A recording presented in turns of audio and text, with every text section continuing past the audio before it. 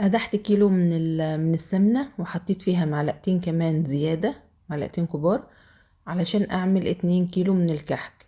2 كيلو دي هعمل لهم كيلو ومعلقتين من السمنة. انا هنا اعمله من اللي هو الكحك السمنة بتاعته مقدوحة، طعمه حلو قوي، وعلى فكرة بيبقى خفيف، ما بيعملش اي حموضة، وبيبقى حلو جدا، مفيهوش اي حاجة. اختبرته بس برشة كده من الدقيق زي ما شفت كده في الاول. خلاص السمنة عندي قدحت، عملت حفرة في الدقيق وحطيت له 3 معالق كبار من السمسم، وهبدأ اقلب كويس جدا الدقيق مع السمنة لحد ما يتغلف فيه تمام.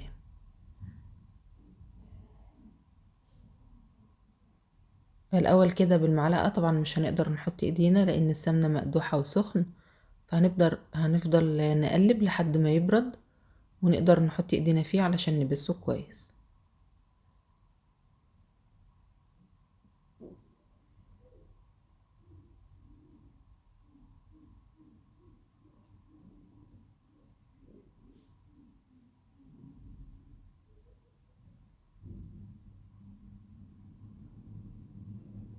طول ما انتي بتقلبي هو هيهدى وهيبرد على طول، يعني التقليب ده هيخليه يبرد بسرعة.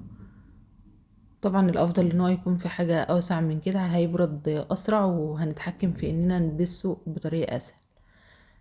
خدت هنا علبة من ريحة الموز، هضيفها ليه. عايزة اقولك اول ما فتحتها ريحتها طالعة تحفة. العلبة دي عملت معايا 3 معالق من ريحة الموز،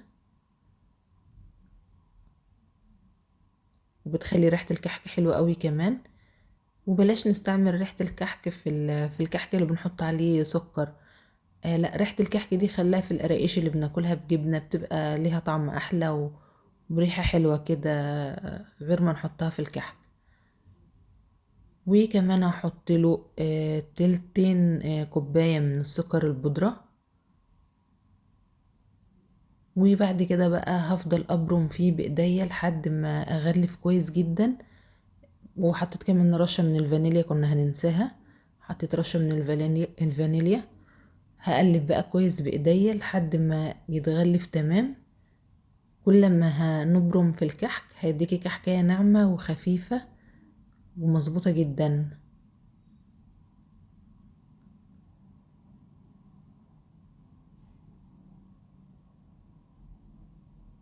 شايفة بقى، هنفضل نبرم فيه بالشكل ده لحد ما يتغلف معانا تمام.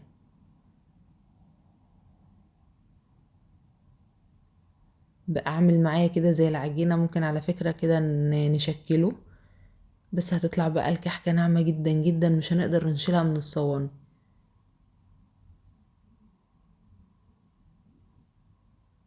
الدقيق هنا اللي انا استعملت البيكر.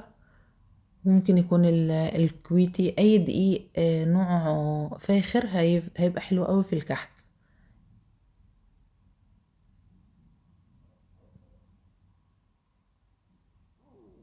مش هحط له اي اضافة تانية غير لما يبرد تماما وابرمه كويس جدا.